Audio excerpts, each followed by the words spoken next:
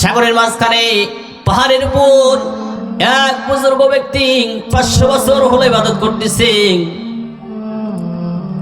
আল্লাহ পাক রব্বুল আলামিন তার জন্য সুন্দর একটা ব্যবস্থা করে দিয়েছেন। সকালবেলা যখন নামেন তখন একটা ডালিমের ব্যবস্থা করে দিয়েছেন, রাত্রিবেলা যখন নামেন তখন একটা ডালিমের ব্যবস্থা করে দিয়েছেন, পাথরের মাঝখান থেকে মিষ্টি পানির ব্যবস্থা করে দিয়েছেন। 500 বছর ইবাদত বন্দেগী করার পর কিয়ামতের ময়দানে আল্লাহ পাক রব্বুল আলামিন তখন বলবে, ও বান্দা তুমি আমার রহমতে জান্নাতে চলে যাও। ও বুজুর্গ ব্যক্তি বলবে, বালবি আমালি। আল্লাহ এটা কেমন কথা?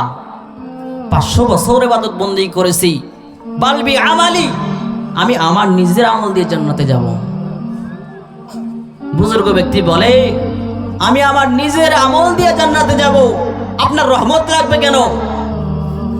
আল্লাহ বলে, ঠিক আছে, তুমি যদি তোমার নিজের আমল দিয়ে জান্নাতে যাইতে চাও তাহলে ঠিক আছে, তোমার আমলের পাল্লা তোমার আমলগুলো তোমার 500 বছরের ইবাদত বন্দেগী এক পাল্লায় উঠায়া দাও।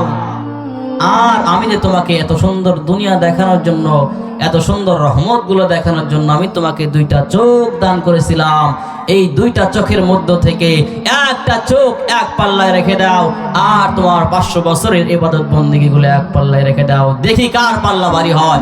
তখন যুবক 500 বছরের বন্দেগী এক পাল্লায় রেখে দিয়ে আর এক চোখ এক পাল্লায় রেখে দিয়ে দেখে যে চোখের ওজনই ভারী হয়ে যাবে। আল্লাহ পাক রব্বুল আলামিন বলবেন, দেখো যুবক তোমার আমল কত পরিমাণ।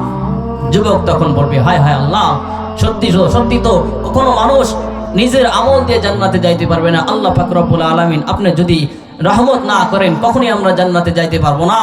এই জন্য বন্ধু আল্লাহ পাক রব্বুল আলামিন বলেছেন, ওয়াসিআত রাহমাতি কুল্লা শাই, প্রত্যেক জায়গায় আমার রহমত আছে, আমার রহমত ছাড়া তোমরা চলতে পারবে না। যেদিকেই যাইবা সেদিকেই আমার রহমতের দরকার, যেখানেই যাইবা সেখানেই আমার রহমতের দরকার, খাইতে যাইবা সেখানেও আমার রহমতের দরকার। এই জন্য আমি যা বলেছি, আমি যেই রকম বলেছি সেই রকম ভাবে চলাফেরা করো। যুবক সারা জিন্দেগি গুনাহ করেছেন, কোনো সমস্যা নাই, আল্লাহর দরবারে তওবা করেন, আল্লাহ পাক রব্বুল আলামিন জিন্দেগির গুনাহগুলো মাফ করে দিবে।